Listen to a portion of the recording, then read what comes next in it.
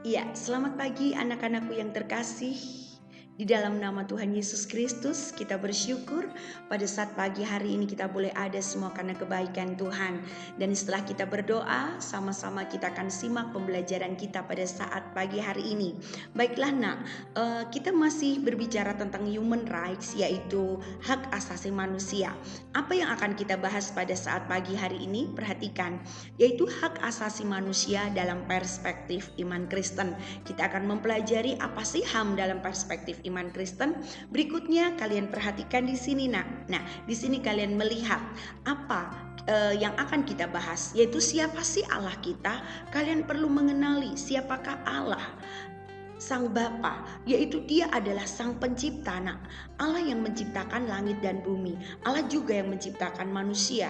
Allah menciptakan selama 6 hari. Allah menciptakan di hari pertama, kedua, ketiga, 4, 5, dan 6 manusia. Dan di hari ketujuh adalah hari Sabat atau hari perhentian. Kita perlu mengenal bahwa Allah kita Allah yang luar biasa. Dia berfirman, Dia berkarya dalam menciptakan langit, bumi, dan isinya. Dan berikutnya kita akan lihat di sini bahwa Allah bukan sekedar sang pencipta, tetapi Allah juga sebagai sang penguasa. Nah, kalian perlu perhatikan bahwa Allah kita Allah yang berkuasa atas ciptaannya. Hal ini dibuktikan dengan apa, nak? Bahwa Allah sanggup menghentikan badai, Allah sanggup menghentikan bencana, Allah sanggup berkuasa atas hidup manusia. Mati dan hidup manusia ada di tangan Tuhan. Tidak satu pun yang dapat menghentikan perjalanan waktu untuk manusia. Hanya Tuhan yang tahu kapan kita akan berakhir. Kenapa? Karena Tuhanlah yang berkuasa atas hidup kita. Tuhan Allah yang menguasai atas langit dan bumi beserta isinya. Oke, kita sudah mengenali bagaimana Allah kita. Dia adalah sang pencipta dan Dia adalah sang penguasa. Berikutnya kita akan sama-sama menyimak apa sih keistimewaan manusia. Nah, ini yang perlu kalian pahami. Dalam menciptakan langit, bumi, dan isinya, Allah memperlakukan manusia secara istimewa. Manusia dianggap berharga dan sangat berharga oleh Allah. Oleh sebab itu Allah melakukan keistimewaan bagi manusia. Kalau kalian lihat gambar ini, nak, perhatikan gambar ini. Nah, di sini bagaimana Allah menciptakan manusia? Yaitu yang pertama, Allah menciptakan manusia bukan hanya dengan firman. Ketika Allah menciptakan burung di udara, Allah menciptakan ikan-ikan di laut, Allah hanya berfirman, jadilah terang, jadilah malam, jadilah ikan-ikan, jadilah burung. Allah dengan firman. Tetapi ketika menciptakan manusia, Allah bukan hanya dengan firman. Ini yang perlu kalian pahami. Kenapa? Karena Allah membuat sketsa bagaimana manusia itu diciptakan dari debu tanah. Nah, ini yang perlu kalian pahami. Kalau berfirman, Allah menciptakan hanya melalui perkataan. Tetapi ketika menciptakan manusia, Allah membuat manusia itu dari debu tanah, membentuk manusia. Ada karya yang Tuhan kerjakan. Di sini hal yang luar biasa. Kenapa? Karena Allah menganggap manusia itu sangat berharga. Manusia diciptakan bukan hanya dengan firman tetapi dibentuk dulu, dan di dalam Kejadian 2 ayat 7 di situ dikatakan bagaimana Allah menciptakan manusia, yaitu Allah menghembusi nafas. Ada nafas yang Allah masukkan ke dalam hidup manusia, dan disitulah bagaimana manusia mendapat kehidupan. Nah, kita akan melihat di sini hal yang kedua, apa sih keistimewaan dalam Allah menciptakan manusia? Yaitu yang kedua, manusia diciptakan menurut gambar dan rupa Allah. Ini yang kalian perlu pahami, bahwa kita diciptakan bukan hanya asal-asalan. Kita diciptakan bukan hanya begitu saja, tetapi kita diciptakan menurut gambar dan rupa Allah. Hal yang luar biasa. Ada imago Dei, yaitu citra diri Allah dalam kehidupan manusia.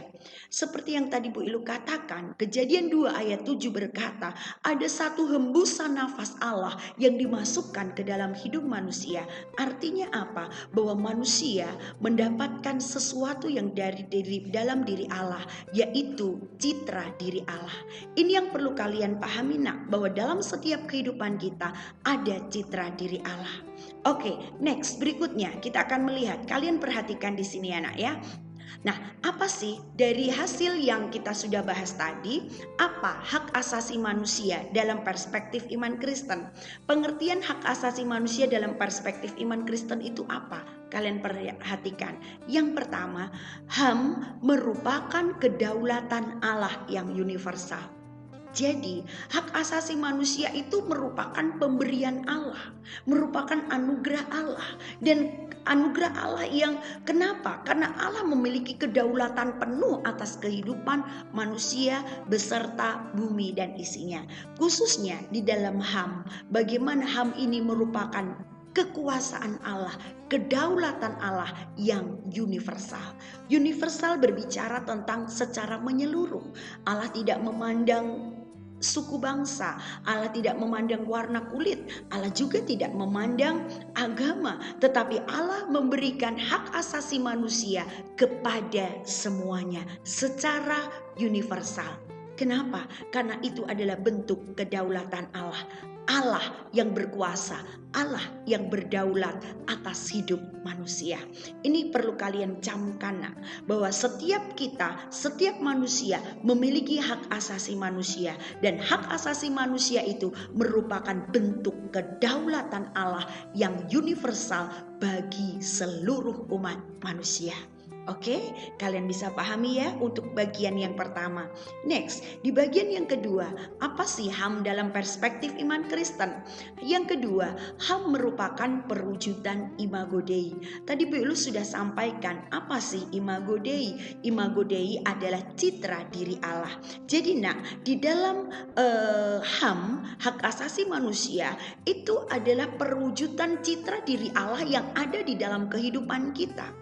Oleh sebab itu kita harus menghargai hak asasi manusia orang lain. Kenapa? Karena di dalam kehidupan orang lain ada citra diri Allah di situ. Kita harus menghargai HAM yang Tuhan berikan kepada kita. Kenapa? Karena di dalam diri kita ada citra diri Allah. Jadi hal yang perlu kalian pahami, dimanapun kita berada, kapanpun kita ada, di situ ada citra diri Allah yang ada di dalam hidup kita. Jangan permalukan Tuhan. Jangan permalukan Dia melalui sikap hidup kita, melalui perkataan kita yang tidak menjadi berkat, melalui karakter kita, sifat kita, ataupun perbuatan kita yang mempermalukan Tuhan. Jangan.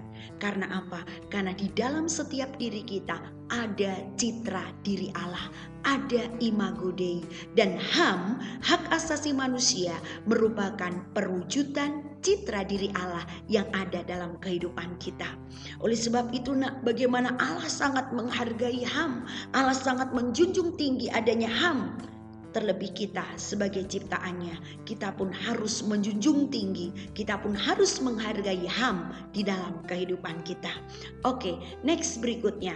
Setelah kita membahas dan kita mengerti apa sih HAM dalam perspektif iman Kristen, timbul pertanyaan, adakah yang dapat membatasi HAM? Oke, coba kalian renungkan. Coba kalian tanya dalam diri kalian sendiri. Apa ya yang bisa membatasi HAM? Ada nggak ya? Mungkin dalam pembelajaran lalu kita sudah belajar bagaimana sifat HAM yang antara lain bersifat mutlak atau absolut. Nah saat ini timbul, adakah yang dapat membatasi HAM? Oke, apa jawaban kalian? Ada Bu? Nggak ada Bu? Oke, kita akan sama-sama bahas. Yang membatasi HAM itu apa nak? Ada. Apa sih yang membatasi HAM? Yaitu hak asasi manusia orang lain. Ini perlu kita camkan, bahwa bukan hanya kita yang memiliki HAM, tetapi orang lain pun memiliki HAM. Dan kita harus menghargai hak asasi manusia orang lain. Kita tidak bisa berbuat semena-mena, kita tidak bisa berbuat seenak kita. Lakukan punya HAM, tapi kita juga ingat bahwa orang lain juga punya HAM. Disinilah yang perlu kita ketahui bahwa Allah begitu luar biasa, sangat menghargai HAM dalam kehidupan manusia. Demikian juga kita pun harus menghargai hak asasi manusia orang lain dan juga hak asasi manusia diri kita sendiri. Nah, ini yang perlu kalian perhatikan ya. Jangan sampai kalian terkecoh dan mementingkan diri sendiri, egois dan lain sebagainya. Karena kita lupa ternyata orang lain juga punya HAM yang sama dengan kita. Oke, berikutnya.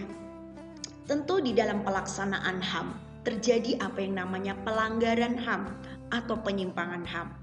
Di dalam kisah Alkitab pun kalian nanti akan temui ada banyak kisah yang mencerminkan terjadinya pelanggaran HAM. Contohnya saja bagaimana seorang Kain membunuh Habil. Dia membunuh Habil karena diawali dengan rasa iri, kepahitan, cemburu yang akhirnya meluap dengan sikap membunuh Habil. Itu adalah pelanggaran HAM karena mati dan hidup manusia itu sebenarnya adalah hak Allah. Nah, kalian perlu perhatikan di sini. Berikutnya juga ada yang lainnya. Ada kisah kebun anggur Nabot, ada orang Samaria dan lain sebagainya yang nanti kita akan pelajari supaya kita semakin mengerti bagaimana cara kita menegakkan HAM, bagaimana cara kita menjunjung tinggi HAM dalam kehidupan kita sehari-hari. Oke, kalian perlu perhatikan di sini. Nah, ini kita akan sama-sama nanti pelajari, khususnya kalian akan cermati melalui tugas-tugas nanti yang Bu Ilu akan berikan. Nilai-nilai Kristiani apa saja yang terkandung di dalam HAM. Ini harus kalian mengerti ya. Nanti Bu Ilu akan memberikan kasus-kasus pelanggaran HAM yang terjadi untuk kalian analisa, kalian cermati, dan nanti kalian temukan nilai-nilai Kristiani apa saja yang terkandung dalam HAM. Apa sih yang harus kita tegakkan? Apa sih yang Tuhan Yesus ajarkan kepada kita untuk kita harus tegakkan, dan itu merupakan bagian nilai HAM, sehingga kita hidup tidak semau gue, sehingga kita hidup bukan seenaknya sendiri, tetapi kita mampu hidup sesuai dengan apa yang Tuhan inginkan, menjunjung tinggi hak asasi manusia, baik HAM kita sendiri ataupun HAM orang lain. Puji Tuhan silahkan nanti kalian mencermati tugas yang Bu Ilu sampaikan, sehingga kalian akan semakin mengerti, kalian semakin memahami. Oke, menurut Bu Ilu materi kita sampai di sini dulu, dan Bu Ilu sangat berharap betul-betul kalian menyadari bahwa kalian itu sangat berharga di hadapan Tuhan.